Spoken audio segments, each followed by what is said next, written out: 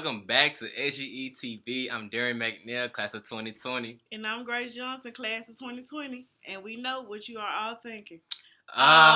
This again? It's not going to be that bad. We know that you 10 and 11 graders have done SGEs once or twice before. So this time around, we're going to be giving you all the insider tips so that you can get the best SGEs out there. Yeah, we are not going to bore you with things that you already know. Like the fact that SGE stands for Summer Growth Experience. Or that SGEs are required in completing all components of SGE will factor into your next grade next year. Or that SGEs have the potential to boost your chances of being accepted to a job or college. Yeah, we know that you know all of those things. So we're gonna dive right in today. We are going to be talking about what counts as an SGE. It turns out that there are a lot of misconceptions about what counts as an SGE and what does not. All of the known examples we will be looking at today are real scenarios from the real Salisbury students. We want to highlight what does and does not count as an SGE so that all students are crystal clear about what fulfills the SGE requirement from day one. Alright, so let's get down to business. Lucky for you, you actually have a lot of choices in terms of what you can do for SGE.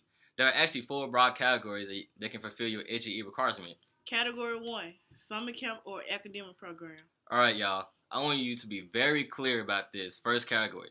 The summer camp or academic program that you participate in needs to be 5 days or longer in order for it to count as your SGE. That's right. So as long as your camp or program is 5 days in a row or longer, it will fulfill your SGE.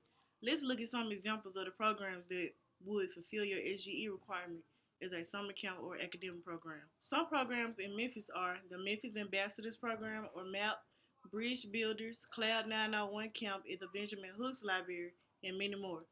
Programs outside of Memphis include Business Major Awareness Programs to Alabama, Accounting Information Management in Knoxville, and many more. Before we move on to the next category of SGE, let's take a look at another example. One summer, I was accepted to employ. I went for the first couple of days of the program, but then I decided to skip the last day to go to the pool with my friends. I figured that Soulsville would know. I went to most of the program after all. Turns out that my supervisor put down my evaluation that I only completed part of the program. Disqualified me from fulfilling my SGE credit. I got an F for a unit test grade in English. Make sure you complete your entire program in order to earn your SGE credit. Thanks. We are going to move into the next category now. Category 2, internship or job shadowing. An internship or job shadowing is a great way to experience what the workforce is really like.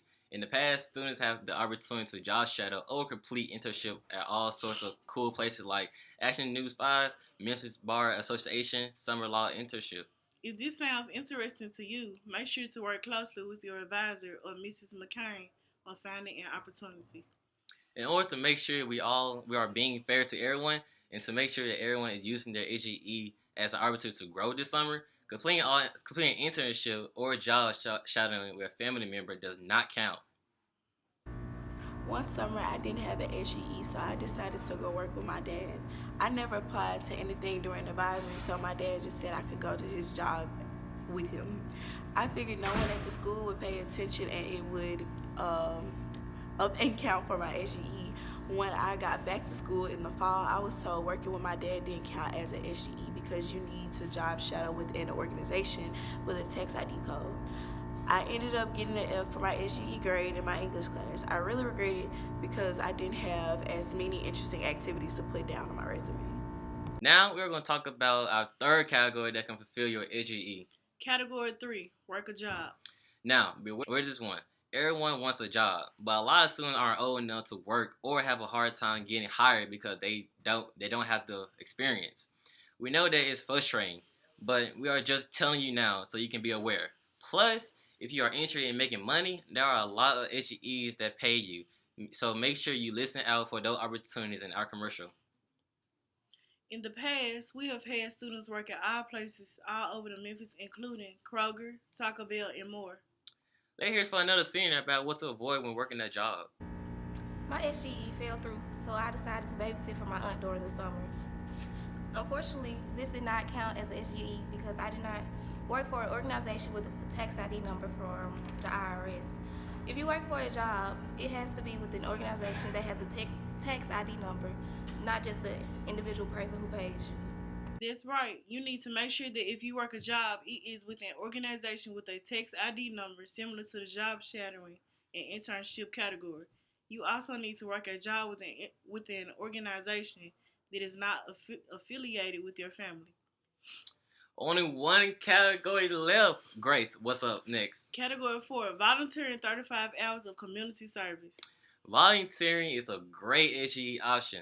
Unlike the other option, you must volunteer for a total of 35 hours in order for this SGE to count. Also, you must volunteer with a registered 501c3 nonprofit organization. In the past, students have volunteered at cool places like the Memphis Zoo, the Pink Palace, the Kroc Center, and many more. One summer I decided to volunteer.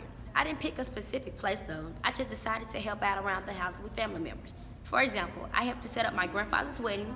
When I got back to school in the fall, my SGE didn't count because I needed to volunteer with a 501c3 organization. If I had planned ahead in advisory and been accepted to a volunteer position, I would have earned a good grade for my SGE. Thanks. That's about wraps it up for today's episode of SGE TV. We want to thank all of our guests for sharing those SGE mix-up with us. We want you to have the best SGE ever, so we wanted to clear up all those questions today. Thanks for watching.